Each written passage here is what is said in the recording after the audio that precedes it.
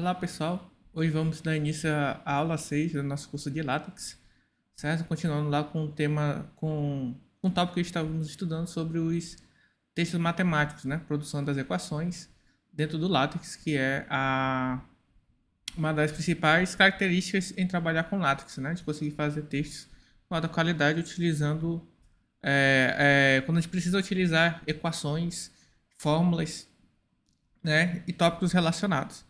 Certo? Então vamos indo aqui já para o nosso processador de látex, aqui o TextStudio, certo? Aqui nosso arquivo, né? Só bem similar da aula passada, apaguei aquelas equações e agora a gente vai trabalhar alguns tópicos, outros 8 símbolos que a gente pode estar utilizando aí dentro das nossas equações, certo? Então aqui a gente vai escrever algumas outras, a gente trabalhou principalmente símbolos que a gente utiliza dentro das equações relacionadas aos assuntos do ensino médio, certo? Agora a gente vai utilizar outros também aqui dentro que já são símbolos de cálculos mais avançados, como integral, derivado, como que a gente pode fazer esse tipo de simbologia, né? Utilizar, formar essas equações dentro do nosso interesse, certo? Então vamos lá, né? Então aqui a gente tem, o primeiro que a gente vai mostrar aqui é a questão de limite. Lembrando que aqui no TextStudio, né? Uma vez que a gente instala o TextStudio, aqui no terceiro ponto aqui do lado direito, né? Vocês vendo aí meu mouse, no quarto onde tem aqui o asterisco, tem os símbolos. Então aqui a gente pode clicar e ele vai ter aqui quase todos os símbolos disponíveis para utilizar dentro de ambientes matemáticos, certo? Letras gregas, relações, operadores, né? Matemático misto. Se a gente clicar aqui, aparece outras coisas que a gente utiliza dentro para formar as equações, né? Ou algo similares. Certo? Então vamos aqui, é só clicar em qualquer um, lembrando aí que aí você pode explorar. A gente vai estar trabalhando alguns aqui. Primeiro é o fator de limite, né? Limite. Então aqui a gente também tem o limite como comando, né? Barra invertida. Lim, que é o limite, certo? E aí a gente pode botar aqui o underline, que é a parte de baixo, certo? Que a gente vai botar x, tendendo, né? Aqui a gente vai usar to, que pode ser uma setinha de tendendo a zero, certo? Vou aqui fazer a compilação, então aqui já aparece. Deixa eu ver se eu consigo aqui botar uma letra maior no PDF para a gente ter uma noção, certo? Aqui botou large aqui, então a gente já consegue visualizar melhor. Deixa eu centralizar aqui em relação às margens do texto. Então a gente consegue aqui fazer o limite, certo? E a gente vai botar qualquer outra expressão, né? Geralmente quando a gente trabalha com limite, geralmente a gente gosta de trabalhar com frações, certo? Então a gente vai usar o frac. Já ali nota completa já aparece, então é só a gente selecionar aqui. Aí no denominador botar x mais 1. E lá do outro lado botar x menos 1. E a gente compila. Tá aí a nossa equação aí com limites, certo? Então aí dá pra ver. Então à medida que a gente vai se acostumando, né? Lógico que quando a gente aparece a primeira vez, pode parecer um pouco complicado, já que a gente tem que digitar os comandos, mas uma vez que a gente pega o costume de digitar os comandos, decora a maioria deles que são necessários para nossa área, a gente consegue fazer equações de uma forma bem rápida, né? E bem mais prático aí, no momento que a gente entende, né? Quando a gente tem ali a comparação com o Word, às vezes é uma coisa mais visual, de seleção de opções. Aí, mas dependendo do que tu quer fazer, pode demorar muito, seleção de opções, até tu se adequar àquilo que você quer fazer, né? Uma vez que a gente aprende aqui os comandos, a gente consegue facilmente desenvolver vários tipos de equações matriciais, principalmente, que às vezes é bem complicado de fazer. No Word aqui também fica fácil da gente estar realizando, né? Então aqui a gente tem essa parte, vou criar outra equação aqui. Outro ambiente de equação. Lembrando aqui, só para relembrar, o ambiente de Begin que hoje a gente cria equações com numeração, né? Se a gente quer só destacar uma equação qualquer, a gente usa duplo sinal de cifrão, né? E entre eles a gente coloca a nossa equação. Outro bem bastante utilizado é o de integral. Só botar int de integral, certo? Se eu quiser só integral indefinida, né? Sem os limites lá de integração, eu só boto o int mesmo. E aqui eu posso botar a equação, né? X ao quadrado fazer a compilação, que ele já vai estar realizando. E aqui a gente bota o dx, né, que é o padrão lá que a gente tem de integral. Certo aí? A gente pode fazer a integral de x ao quadrado dx, né, em relação à variável x. E aí, se caso eu queira os limites, né, eu boto aqui o sinal de subscrito, né, que é o chapeuzinho. E aqui a gente coloca o A, o underline. Vou abrir chaves aqui que a gente vai botar a quantidade de caracteres que a gente quer, né? Então, vou botar aqui o B e o A, que é o padrão que a gente utiliza. Então, assim a gente já consegue colocar os limites aqui de integração de uma forma bem simples e bem prática. Mas se a gente quiser integral dupla, né? A gente vai botar o iint, que ele vai colocar dois sinais de integral aqui, um do lado do outro. Certo?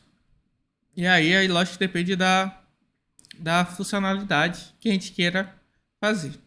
Próximo aqui, se a gente quiser fazer derivada, não é algo tão complexo, só que o sinal de derivada comumente utilizado, a gente utiliza o d, f de x, né? Então vai ser uma fração aqui, ó. Então bota aqui barra invertida, frac d embaixo dx, em relação à derivada de uma única variável, e aqui a gente bota o f de x, que é geralmente o que a gente utiliza, né?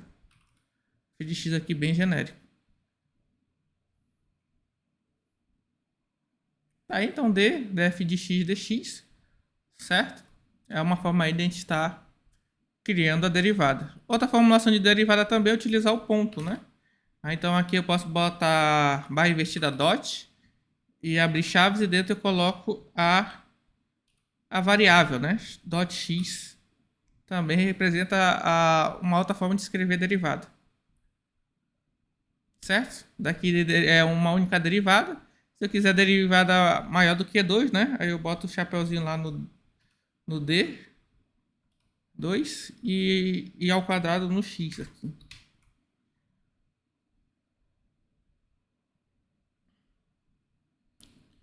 Esse D dot aqui vai funcionar aqui. Deixa eu ver se é duplo. Aí com D dot a gente consegue botar a derivada segunda, né? De x no formato de 2 pontos. Vai ficar mais legal, eu posso botar o f de x ali na parte do numerador da fração, para ficar algo mais legal. Tá aí, derivada segunda, né, de uma função f de x, dx aqui. E aqui é outra forma, né? 2 pontos em cima aí, que é outra forma de a gente representar derivados. Aí tem a parte de linhas, que aí a gente pode botar também igual x.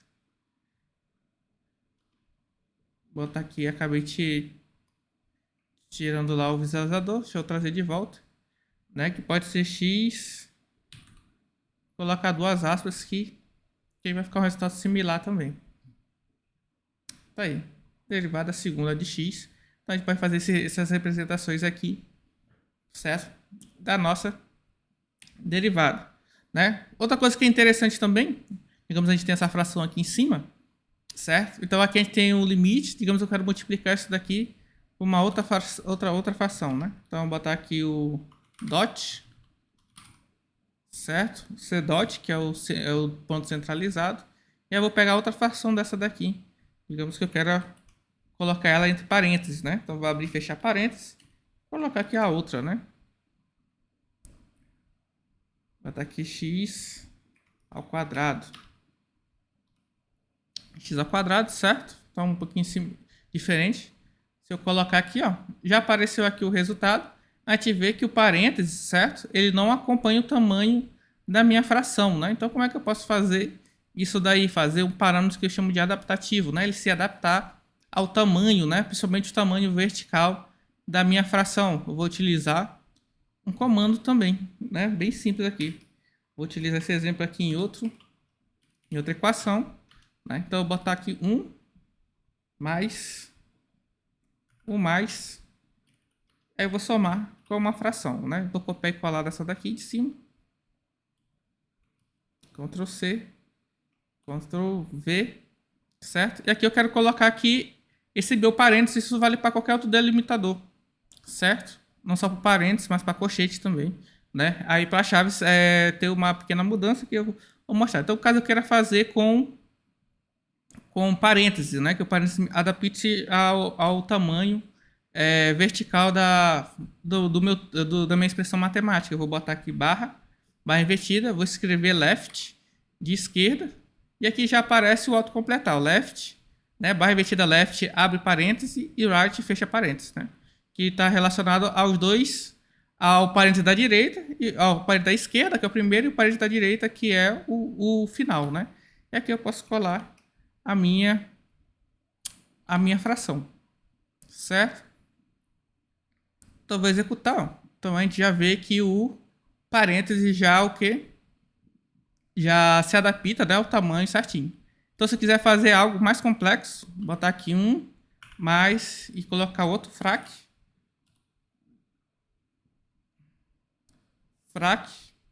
Então uma fração na fração. Então, eu vou botar aqui. Deixa eu fechar de novo. Paguei de mais um. E aqui x mais 3. Então, à medida que minha fração vai crescendo verticalmente, né, o parênteses vai se adaptando. Deixa eu ver o que eu coloquei de errado. Acho que eu abri aqui um a mais.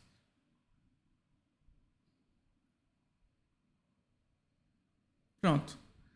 Né? Então, à medida que isso daqui vai crescendo, eu posso fazer daqui infinito, que o parênteses aí vai sempre se adaptando. Se eu quiser fazer com colchete, né, só botar left, abre colchete. Vou apagar aqui, ó. Então até o programa já faz automático. Então vou pegar aqui esse frac. Ctrl X, apagar aqui. Então assimilar, só troca o símbolo, né? Left, abre colchete, right, fecha colchete. Coloca aqui, aí ele muda pro colchete. Certo? Se eu quiser chaves, deixa eu apagar aqui. Aí eu tenho que botar barra invertida, right,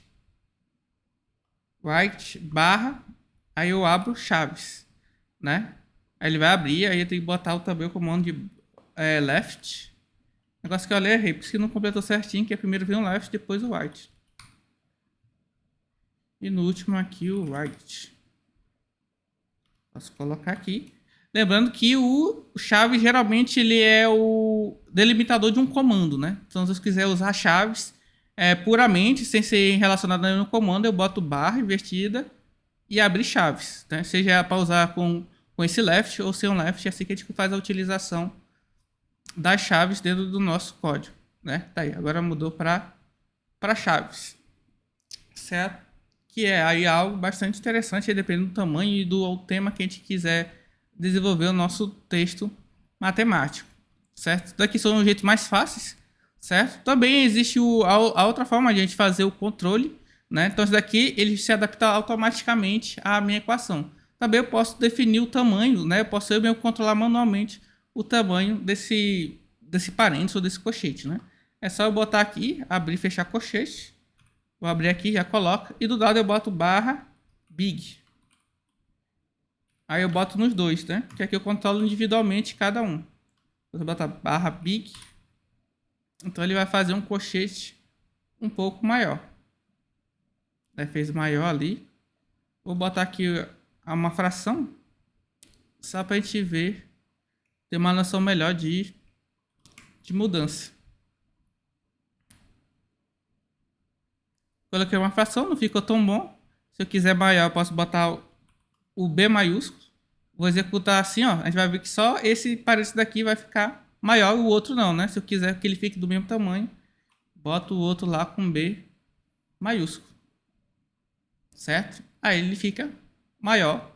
E a gente pode ir alterando, né? Big minúsculo, big maiúsculo para fazer essa adaptação aí. Certo? Dessa forma aqui é vantajoso porque não vai dar erro, né? Mas aí se minha expressão ficar muito grande, pode ser difícil eu conseguir fazer o tamanho vertical, né? Já que tem um limite desses comandos aqui. Então, o mais indicado é usar o left, right e o delimitador que a gente quer estar utilizando, certo? Então, com isso daqui, eu acho que fica bastante interessante, que é a forma que a gente pode ver. Lembrando que outras coisas se eu estou utilizando um processador, alguns processadores conseguem me dar isso gratuitamente, né? Processadores online como o Overleaf, aí ele já, para tu ter à disposição essa paleta de símbolos matemáticos, aí a ver só no na versão paga, né? Se tu assinar um plano, aí ele te dá autorização para isso, né? Deixa eu ver se eu consigo mostrar aqui para vocês. Então, eu acho que tá aqui, ó, o Overleaf, certo? Então, se eu clicar aqui, ó, dependendo da versão de vocês, vou clicar aqui é a barra de símbolos, aqui ele me dá todos os símbolos, só que aqui é só se eu conseguir, só se eu tiver tiver alguma assinatura premium para ter acesso a essa paleta, né? Lembrando que aí cada ferramenta tem suas vantagens, né? Aqui tem a vantagem de trabalhar online, não precisa instalar nada, me preocupar em organização dos arquivos, né? E aqui também eu estou fazendo e está salvando automático na nuvem, né? Então a chance de eu perder esse arquivo é muito menor usando o Overleaf, um processador online aqui. Dentro daqui a gente tem mais liberdade, né? Como é uma ferramenta gratuita, já tem muitas coisas implementadas na maioria dos processadores, certo? Aqui eu vou colocar alguns exemplos, caso dependendo do que a gente queira utilizar o comando. Então a gente tem muito aqui em relação a relações, certo? Então aqui diferente, ó. A gente tem o non-equal, né? Então NEQ, que é o non-equal. A gente tem o equivalente, que é o equiv. Deixa eu colocar eles aqui em torno de um ambiente matemático para poder a gente executar e ver, né? A gente tem o diferente, o igual é o igual mesmo, sinal de igual. O equivalente é o equiv. Tem o aproximado, que é o aprox, certo? Tem várias outras relações, muito maior que, muito menor que, muito maior que, certo? Maior, diferente. Então aqui tem vários outros que a gente pode estar utilizando, certo? Executar aqui só para a gente ver o resultado aqui no documento, né? Então a gente consegue esse tipo de símbolo, né? Tem o NEC, outros que eu utilizo também. Letras gregas aqui tem quase tudo, né? As possíveis delimitadores, se eu quiser também.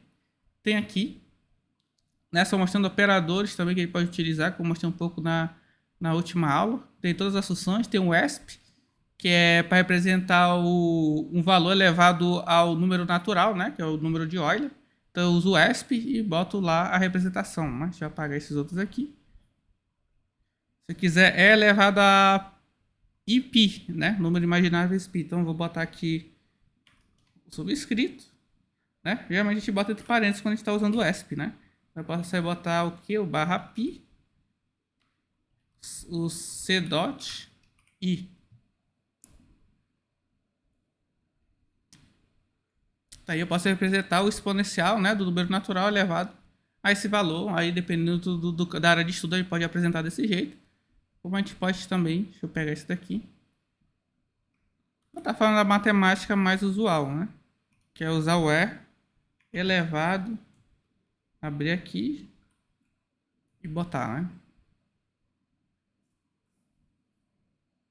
O E elevado a pi, aí de uma das equações é parecida com a equação, uma das mais conhecidas na matemática.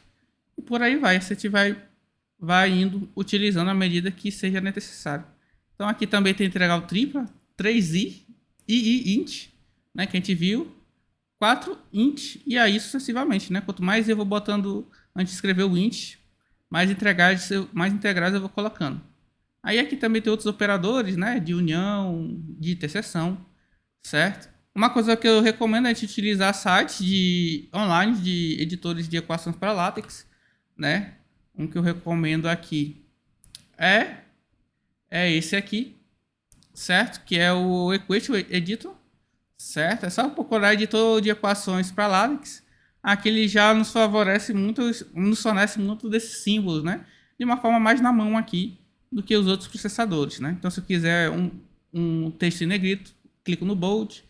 Um bold Greek, clico ali, né? Que se eu quiser botar um símbolo grego em negrito, eu clico nesse bold Greek, aí aqui dentro eu posso colocar uma dessas letras aqui, né? Vou botar duas aqui, ó, uma sem o negrito, outra com o negrito, e aqui embaixo já aparece o resultado, né, da equação. Então aqui você consegue editar sua equação e já ter o resultado aqui, né, de uma forma muito mais rápida que você digitar e ficar compilando no seu processador. Então aqui ele já dá muito dessas coisas.